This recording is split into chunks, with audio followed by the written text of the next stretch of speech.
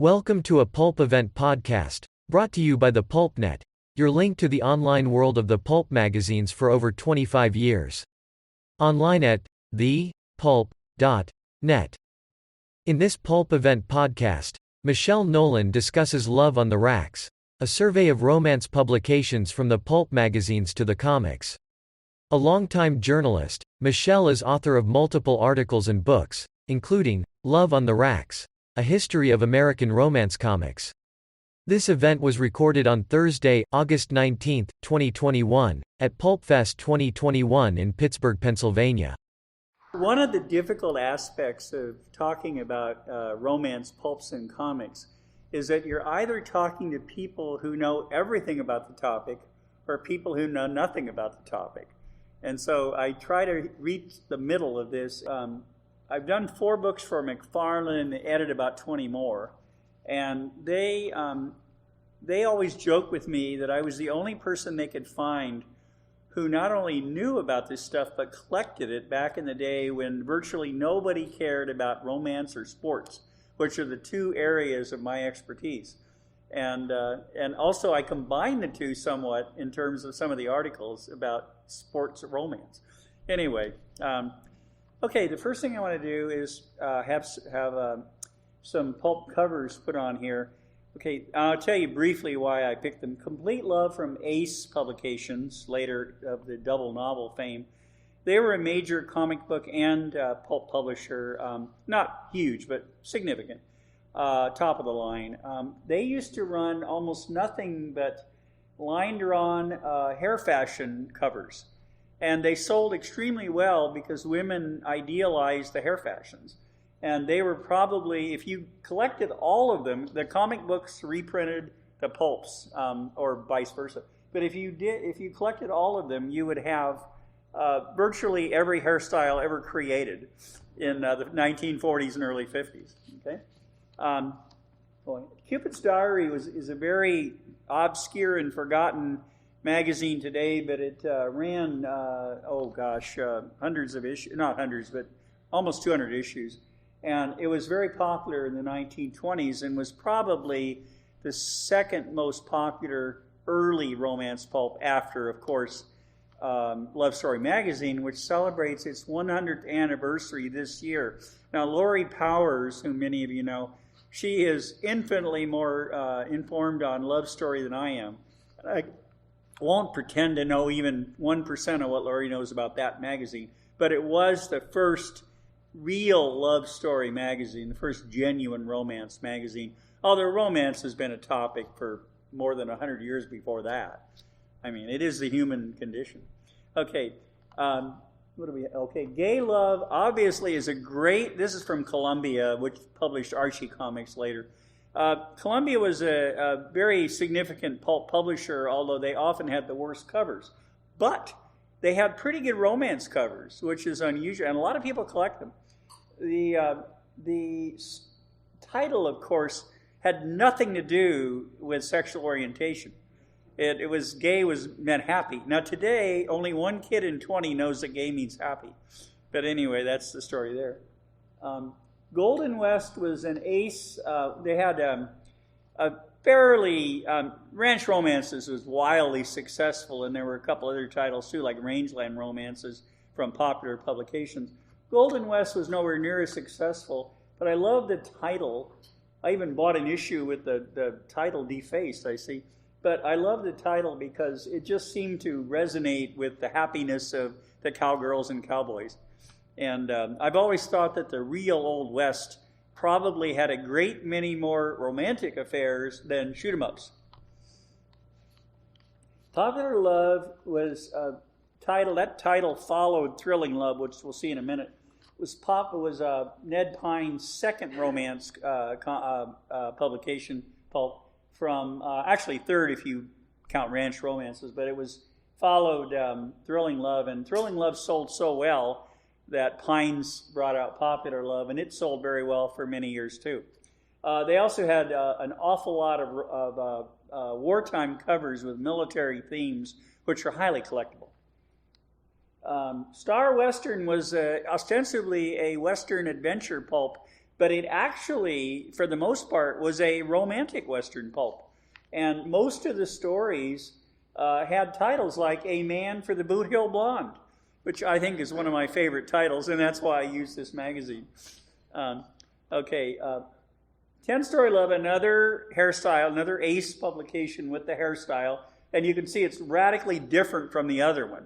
And believe me, every hairstyle you could possibly imagine has been on Ace pulp covers and comic books too. Okay, Winning Love was part of the Speed, formerly Spicy Trojan publications, and it only published a relative handful of pulps, but they did have interesting titles like Winning Love, Magic Love, Amor. I mean, they didn't settle for average titles, which I thought was nice. And I like this one because this is kind of the archetypical. This one is from 1945, and this is your archetypical "My Soldier is Back" cover, and I like it a lot. Let's see, Western Romances. This is from 1934, and this was done, I believe, by Dell. It may have been published by more than one publisher, but it was, one of the earliest imitations of ranch romances. But the difference was the girl and the guy were in all these improbable poses, such as wearing a dress, riding side saddle on a horse, being pursued by outlaws, and having a gunfight. And the covers just don't make any sense at all on this title. So, that's what I have to say there. Now, Thrilling Love was one of that first came out in late 1931, so we're celebrating 90 years.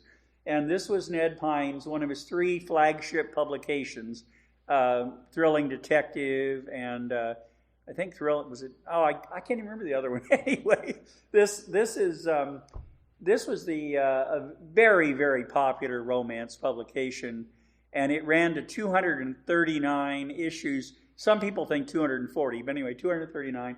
And this was the second most successful romance publication in terms of, newsstand exposure and whatnot.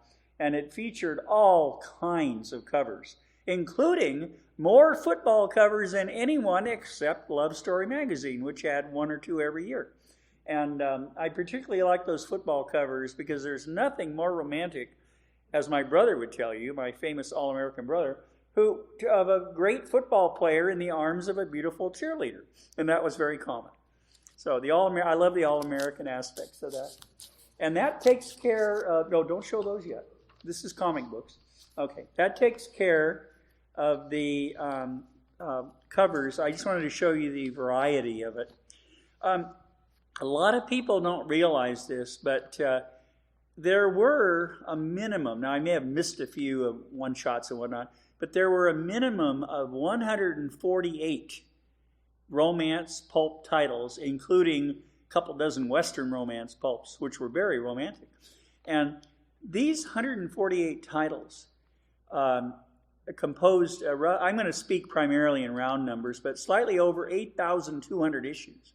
And that's that's fully 20% of all pulps were romance pulps.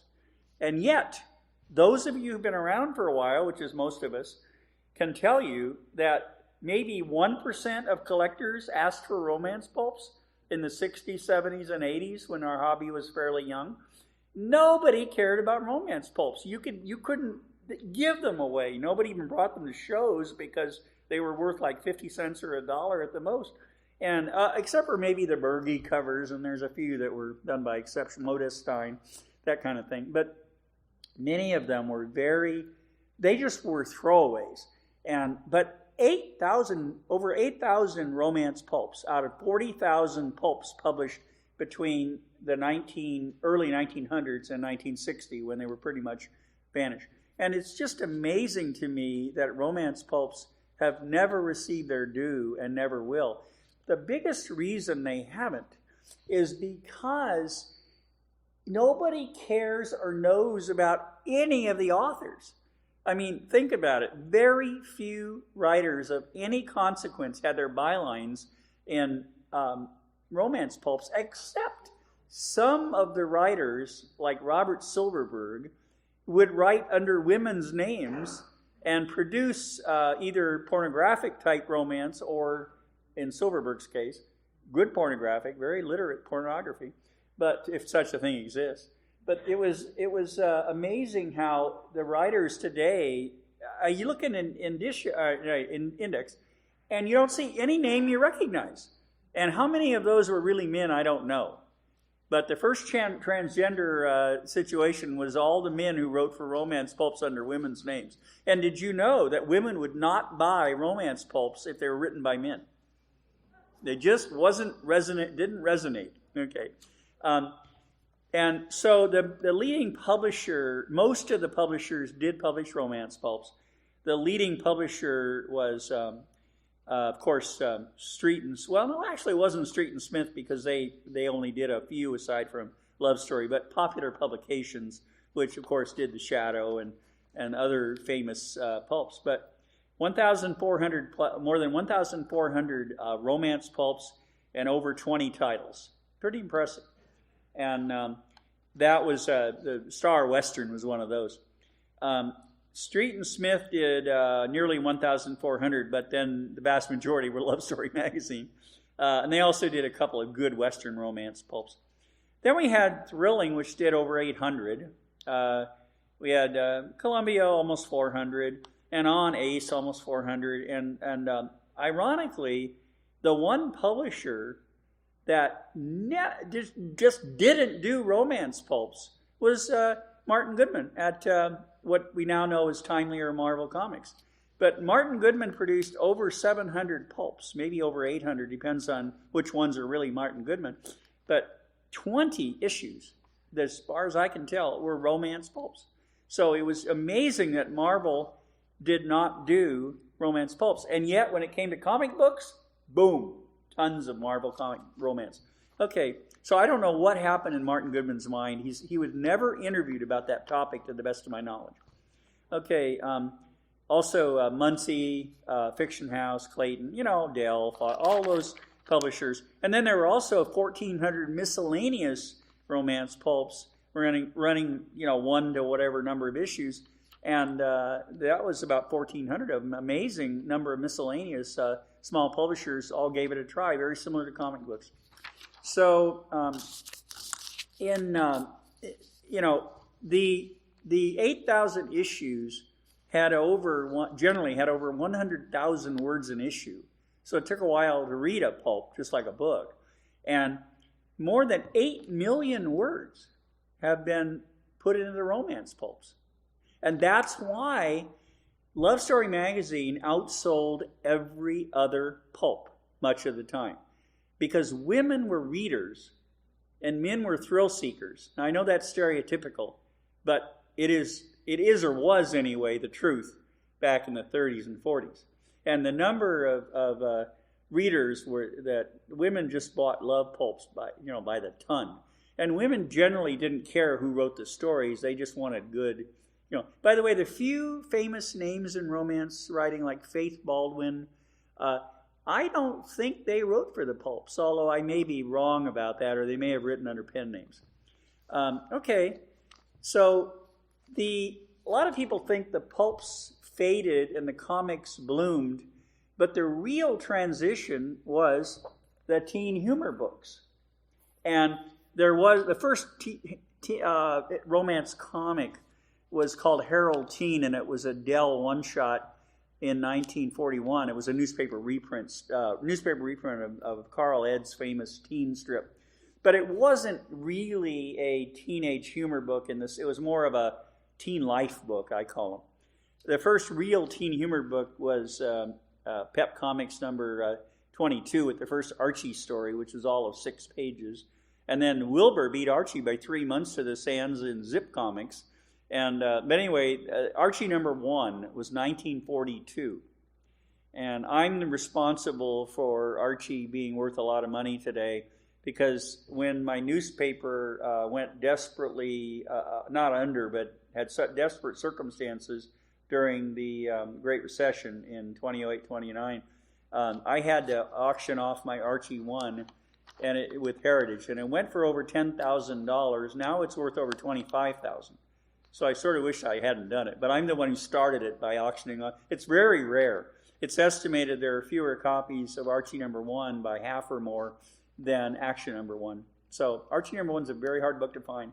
And I understand that my copy had hundreds of bids. So it was interesting. And I don't miss it. It's been reprinted. Okay, in 1944, romance came to the comic books big time when Timely Comics, of course Marvel, introduced Patsy Walker in Miss America Comics #2, which was basically a Calling All Girls knockoff designed for teenage girls to read. But Patsy Walker appeared in many more than twice as many stories as Archie did after her first appearance until through the late 40s. And Archie was published by a very poverty-stricken company, MLJ, which became the Archie series. And there was much fewer comics on the stands with Archie. And Patsy Walker in the 1950s appeared in 6 comics on a regular basis. Now that's pretty amazing. And the only character that did that at the same time was Superman. So it was interesting. Patsy Walker was... and a very romantic character because she had a boyfriend named Buzz Baxter, who was the heartthrob of the school and starred in every sport known to man. And it was quite the... it was very much a romance comic in a lot of ways. Patsy... and then the other thing about the link to romance comics was Calling All Girls debuted in 1941 from Parents Magazine. And this was during a year when virtually all comics were dealt with the fantastic. Superheroes, super cowboys, you name it. But comic books in 1941, there were newspaper reprint comics, maybe a dozen titles, but the vast majority of the issues were superhero or fantastic type publications, the feats of daring do that nobody could imagine doing. And the idea of publishing a comic designed just for girls was considered revolutionary. And this actually led to the first romance comics, because Parents Magazine's comics had the imprimatur of the Saturday Evening Post and other publications that favored Wortham. And Parents published a zillion comic books for an unknown publisher today. Okay, so the thing about romance comics that most people don't realize is that this was the most phenomenal publishing thing that ever happened in America. Nothing like it in terms of what it came about. Obviously, everybody thinks Superman revolutionized comics, and he did. I mean, no question about it. Superheroes were huge in the 40s, and most part of the 40s, so World War II period. But that was largely a coincidence of having a major war start at the same time as superheroes. But superheroes faded pretty fast. And they didn't really come back other than the DC comics, which they never left their major trio of Wonder Woman and Batman and Superman. But the romance comics outsold the superhero comics hugely. In 1947, the first romance comic, Simon and Kirby created it because they wanted to imitate magazines like True Story, as Joe Simon said in his book, The Comic Book Makers. And I asked Jack Kirby once, and he said, I enjoyed doing those. They were fun because we did crime stories. We did sex stories. We didn't just do romance stories. And he was right. The romance stories in, young romance, and then the next a year or two later, young love, they had incredible titles like The Savage in Her and Gangland Girl and things like that. And we're talking about stories that the Comics Code would never have approved, and by the way, were never reprinted. Not even with the cleavage cut or, painted over. Did you know that after the Comics Code Authority came about, that cleavage was forbidden in comics under any circumstances, even with bathing suits? Girls didn't have breasts for a long time. Okay, it was from 1949 to 1959, there were over 3,700 issues of romance comics from corporate mainstream publishers. And that's about 29 per month, or about one new romance comic for that 11-year period per day. And, it was incredible how they were bought like crazy. And there was a slump, though, which I named the love glut, and that got picked up in 1950. Let's go back to 1949. In 1949, when romance comics really began to bloom, it took a while for all the publishers to catch up to, Simon and Kirby. But they noticed how well Simon and Kirby's comics sold, and that's why So there were 57 issues in the 21 months between Simon and Kirby's first romance comic, late 1947, and the middle of 1949. So you've got not very many romance comics. However, in the last 6 months of 1949, there were 256 issues of romance comics on 118 titles from 22 companies. Now, nothing like that's ever happened in America in any genre. Never happened. Okay, and it was absolutely a matter of timing, because after World War II, Rosie the Riveter vanished. My mother was she was CEO of the Red Cross Blood Bank in San Jose, where Silicon Valley is now. She was the only working woman in my K through 6th grade classes. And every time I had problems, she got blamed for being a working mom. And she hated that. But I'm just saying that women went back home. And romance comics were part of that. They reflected the fact that the only women who worked in romance comics were primarily teachers, nurses, secretaries, a few sob sister journalists for glamour's sake. That's how I got into it. And also, the oddball story, but and the gang malls, of course, lots of gang malls. But there were very few, the women were domesticated, and for the most part. And romance comics largely focused on the man teaching the woman the error of her ways. And this went on for quite a while. Fawcett comics, they did 230 some odd romance comics. Almost every single story had the man teaching the woman the error of her ways. So a lot of misogyny going on in those comics. And so the thing is, at one time, there were just an incredible number, over 500 romance comics published in that 1 year period between middle 49 and middle 50. However, there were so many published that the love glut effect took over. And to give you an example, in December of 49, there were 64 romance issues published with that date. In the first 7 months of 1949, there were 63 issues, period.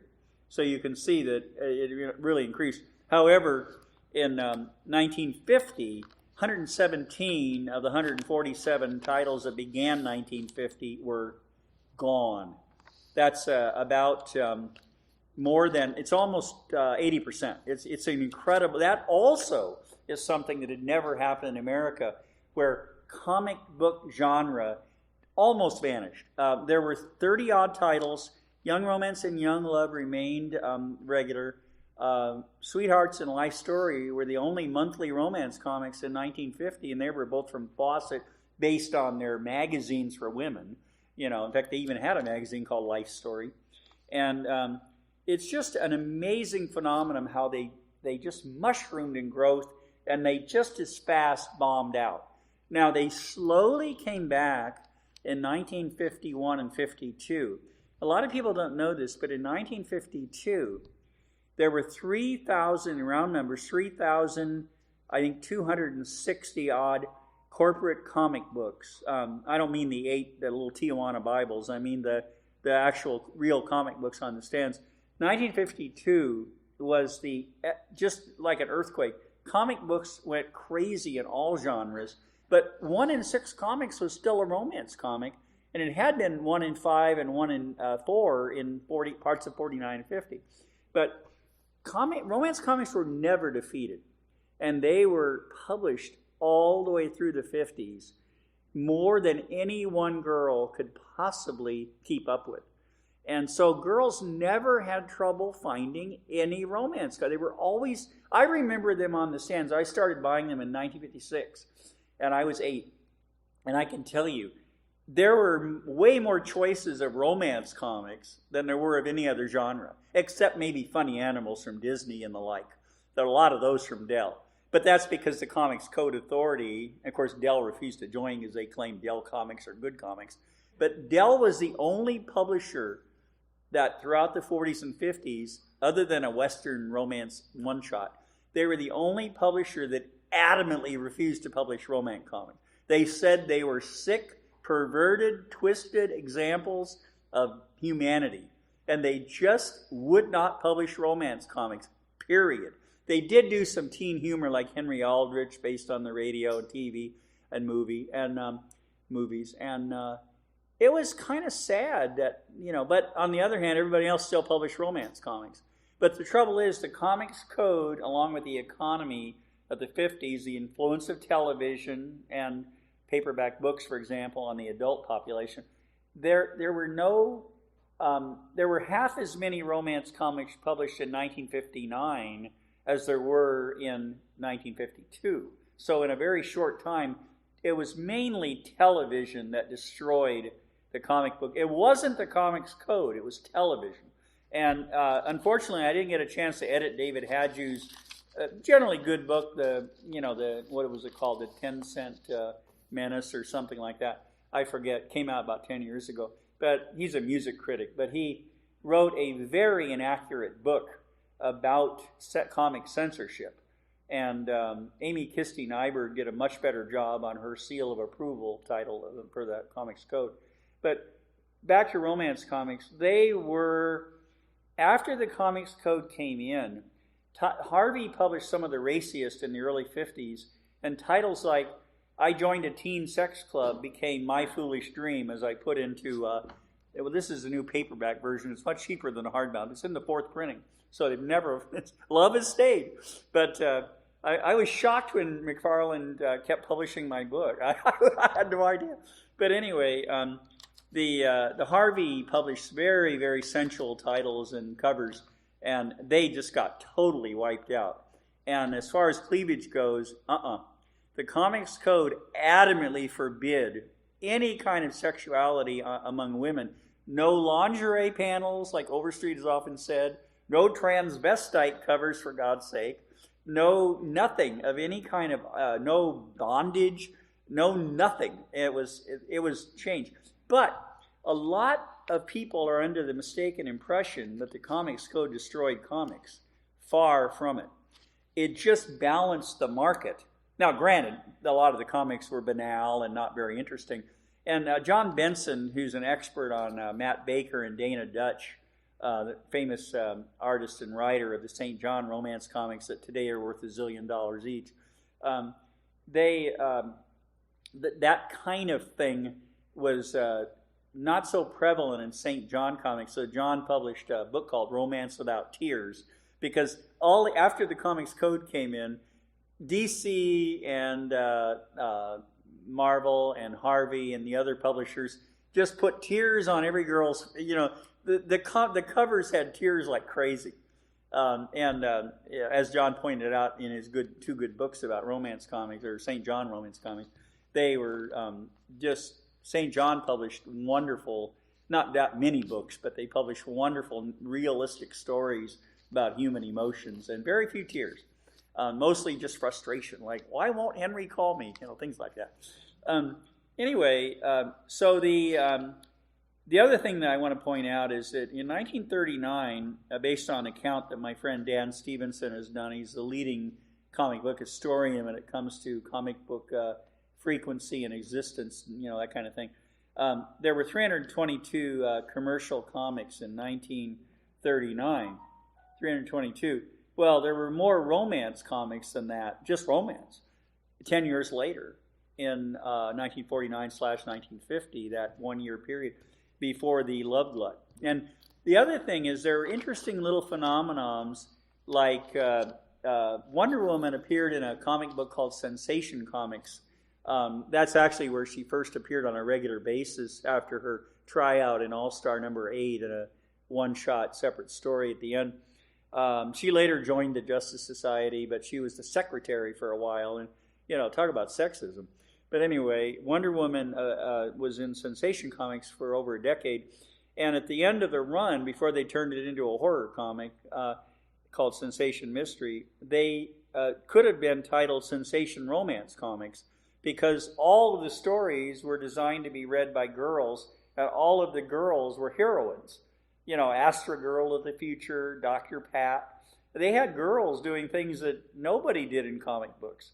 Even the real human being, not just Wonder Woman. And it was an amazing 13-issue run. But number 94 shows Steve Trevor carrying Wonder Woman over a body of water. Now, that made no sense whatsoever. And if you can imagine, the first time I saw that cover, I said, what the... how can Wonder Woman be carried over a body of water? A big puddle or so. I forget how big it was. But that cover was amazing. Well, they were trying to convert Wonder Woman into a romance comic. And they even made her the romance editor of a newspaper and for a couple issues. And then she finally got back on the beam. I don't think it sold too well. And they made her, But, boys did not buy Wonder Woman, with rare exceptions. And I don't think I ever recall a boy buying or reading a romance comic when I was a young reader and a teenager, 50s and 60s. I went to high school and college in the 50s and 60s, and I took a lot of flack for buying comic books and collecting them, because I was the only one that did that in my whole college and my whole high school. Nobody did it but me. So I was considered the word nerd I don't think existed yet, but that was me. Okay, and it was the whole thing about romance comics is that they just don't touch a nerve, but many of them were very unrealistic after the Comics Code came in. But Charlton published over 1,000 of them in the 60s. DC hung on and published over 600 of them in the 60s. I mean, it's hard to believe that in the 60s, of course, you all know that the first half of the 60s are really the 50s. It wasn't until, the Gulf of Tonkin incidents, the LBJ's fiasco, began the real 60s for most of us. But I well remember boys never... I don't think I ever saw a boy with a romance comic, reading a romance comic, or anything else. They wouldn't even buy them for their sisters, And so it was they were very much designed for females. And I imagine, even though most of the romance pulps were gone by the time I was, buying comics, I would imagine that very few men bought romance pulps too. I seriously doubt if hardly any did. Does anybody have any questions at this point? Yes? You were saying that TV kind of destroyed a lot of the romance comics? Well, they destroyed a lot of comics, period, but romance especially. So what's the deal with EC Comics, if you're familiar with them? Oh, yeah, very much so. Did the code? Well, the code forced EC to drop all of its horror comics and other crime. They wouldn't allow words like crime and terror and horror to appear on the covers. And they had to create comics like Piracy and Valor and Incredible Science Fiction and MD and Extra for a journalism. They created EC in 1955, was forced, and then they ended in 56, was forced to do, dramatic stories, but they had nothing to do with horror or crime. And all the comic books that had crime in the title were gone by the end of 1955. And the Comics Code just wouldn't allow it. And the Comics Code was a self-censorship organization run by a man who supervised a whole slew of ladies who censored the stories and had brought that sensibility. They brought a middle-class, non-sexual, kind of like, want to show this, or this into the comic books. And not just romance comics, but all comics. And they were... What's that? Oh, yeah. And now I want, by the way, any more questions before I show the cover? Oh, yes. Yeah, I do want to say, take exception to the fact that men did not read romance comics. I know as a youth, we didn't know a lot of girls, but we wanted to know about girls. So we read about girls in the romance comics. Well, okay. I wasn't the only guy in my neighborhood that did. I don't recall it, but I'll say this. You might be right in the context that... No, I'm telling them this is my life. It's a fact. Okay, I believe you. But thank you for the comment. The vast majority of romance comics were the wish dreams of men, because there were a few female editors, especially at DC Comics and Ray Herman at Orbit Comics. But for the most part, the editors were men, all of them at Fawcett Comics, and they wrote romance stories the way they thought that romance stories should. In other words, it was their wish dreams. You know, most men, without sex, I mean, they couldn't do that. But they, wishing that the woman would come and learn the error of her ways, and wishing that she would, call up Joe and say, "Oh, Joe, I miss you so much. Come back." Things like that. I mean, the themes of the romance comics were varied, and many, many types of themes. I wanted to, before we show these images, I wanted to read the chapters of my book on romance comics, only because this will show you how they changed and how they varied. This will only take a minute. Pulp, Love, and True Confessions, What Came Before Romance Comics. Twixt Teens and Tears, How Teen Humor and Girls Comics Provided a Bridge to Romance. Young Romance in Bloom, How Love Came to the Comic Books. Love Conquers All, The Record Growth of Romance Comics in 1949. The Love Glut, The Romance Boom and Bust of 1950. 6 Writers of the Purple Page, A Short-Lived Flirtation with Western Romance. Chapter, You Can't Keep a Good Girl or Guy Down, Before the Comics Code, How Romance Comics Rebounded in the 1950s. Minor League Lovers, One-Shot Wonders, and Other Short-Lived Flirtations, lots of those. Cut That Cleavage, Before and After the Comics Code Authority. The Bland Leading the Bland, When Tears Began to Flow Freely. Hippies, Harpies, and Heroines, National Comics Takes Charge in the 1960s and 70s.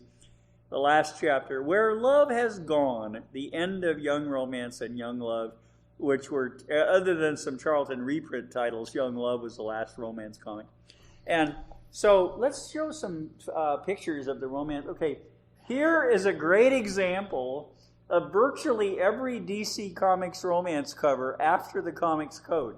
This is Girls' Romances from, let me get the right date here, 1962 and number 81. And it's so typical.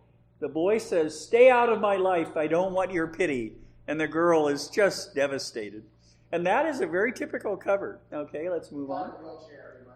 Now, here you've got a girl crying her eyes out because her boyfriend is entering the tunnel of love with another girl.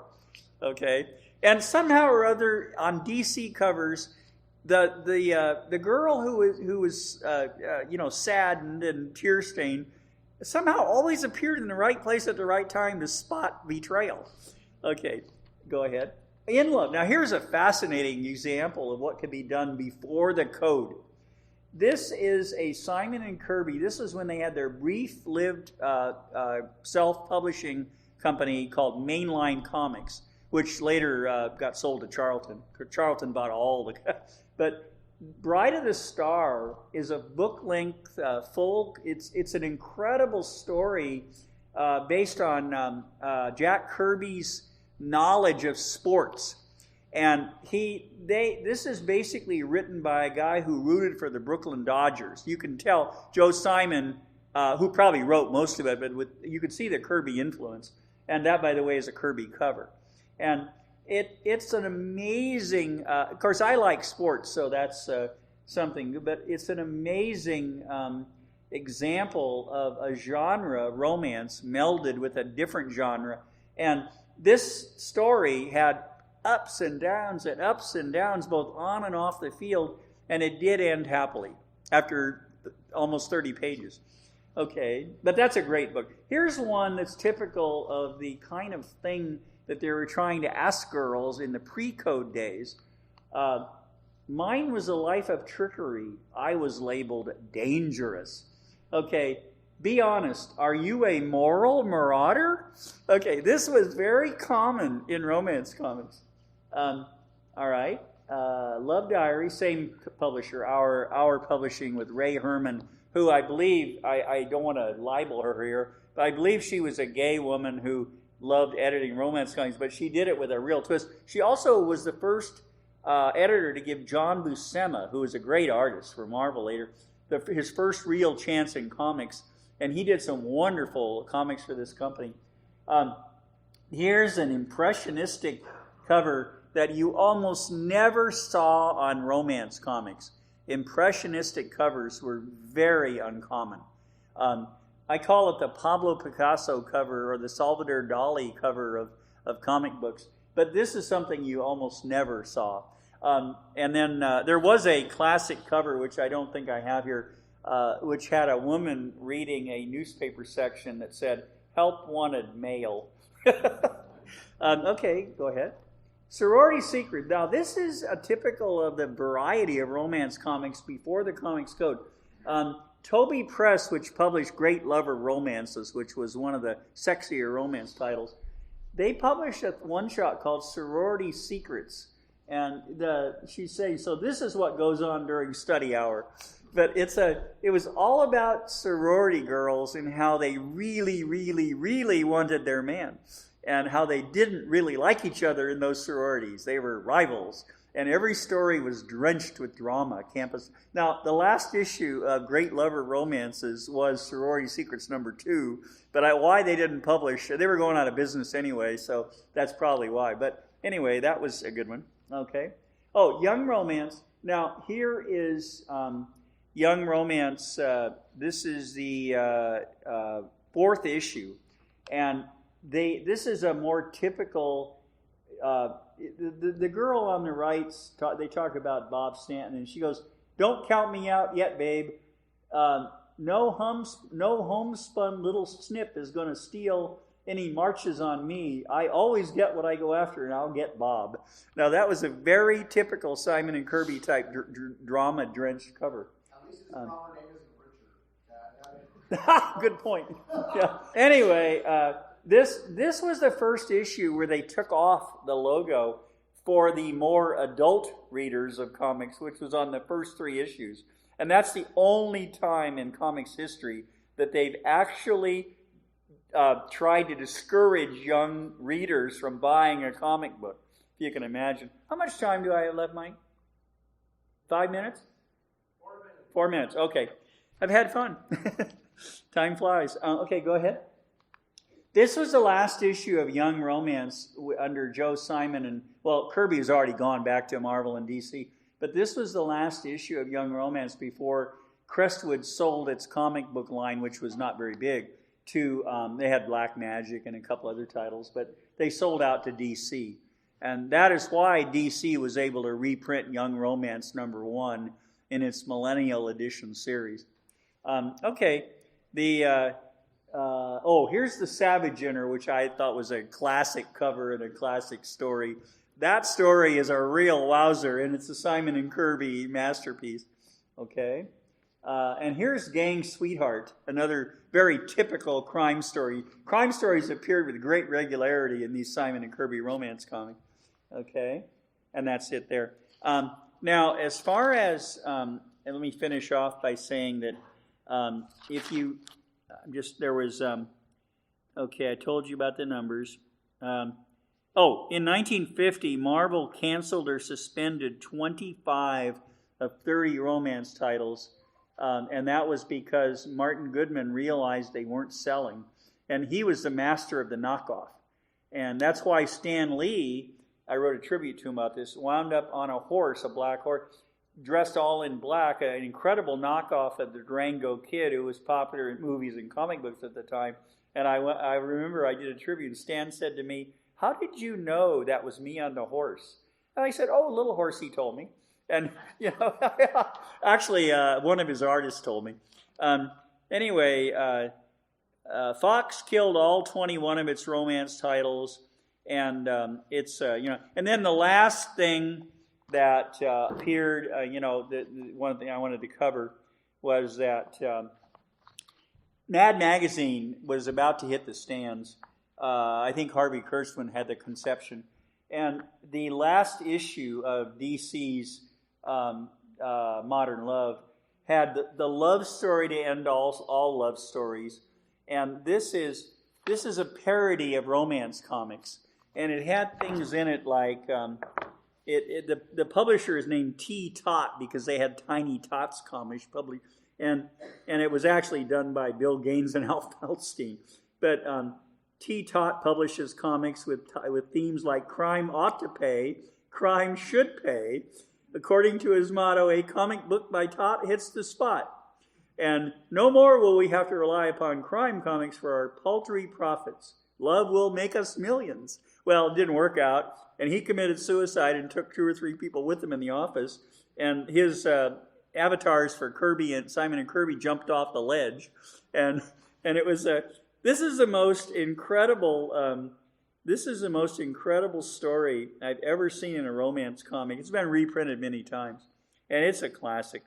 So anyway, that's I just got into that because it's such an incredible story, and it really showed the love glut. But romance comics lasted for 20, almost 3 more decades. So it wasn't like the end of romance comics; it was just the end of certain kinds. Now, does anybody have any questions before we end? One question. Okay, well, in between pulp and comics, did you ever find a crossover science fiction romance title? You mean like space western? Yeah. No, there were no. To the best of my knowledge, both old and new, I've never seen a romance comic with a science fiction theme. There was a teenage romance comic called Jetta, the Teenage Sweetheart of 2052. That was Standard published 3 issues of that, about 100 years in the future in teenage life. You're cooking with you're cooking with atomic gas and expressions like that. And Jetta was, of course, a heartthrob that wore 8-inch heels and a tiny dress and looked very futuristic, and they jetted off on dates to other planets. It was just those comic books are incredibly. I have all 3. They're incredibly hard to find. I know I've been offered over $5,000 for my set of 3, and I don't want to sell them because they've been reprinted, so you can buy the reprint book. But Dan DiCarlo did it, and he is obviously one of the very best teenage art, probably the best. So, anything else, real quick? Nope. Okay. Thank you. Thank you, Michelle. Oh, and if you want to look at any of the books, I'll leave them up here for a couple of minutes if you want to see what's available. You've been listening to a Pulp Event podcast, brought to you by the PulpNet, your link to the online world of the pulp magazines for over 25 years. Please visit us online at thepulp.net. Also, look for the PulpNet on Facebook and on Twitter. Thank you for listening, and keep reading the pulps. The Pulp Event podcast is copyright 2021.